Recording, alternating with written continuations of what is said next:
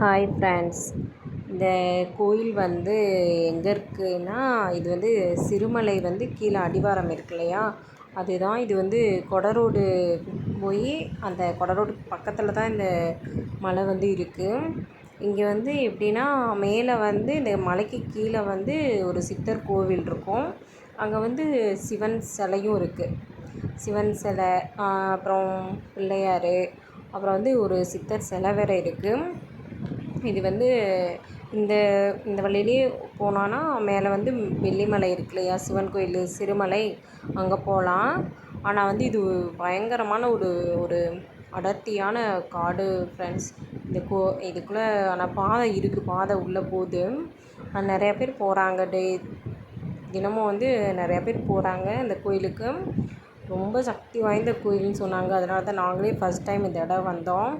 சூப்பராக இருந்துச்சு. ஆனால் நல்ல ப்ளேஸ். கீழே வந்து ஆறு, அது கீழே தண்ணி எனி டைம் போகும். ஆனால் இந்த தடவை நாங்கள் போன டயத்தில் இல்லை.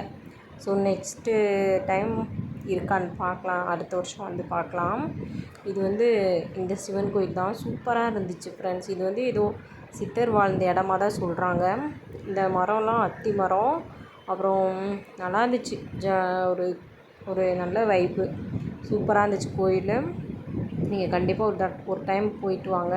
இந்த உள்ளே இருக்கிறது தான் வந்து சித்தராக சொல்கிறாங்க. ஸோ சிவன் லிங்கம், பிள்ளையார் அப்பா எல்லாம் வச்சுருந்தாங்க பாருங்கள்.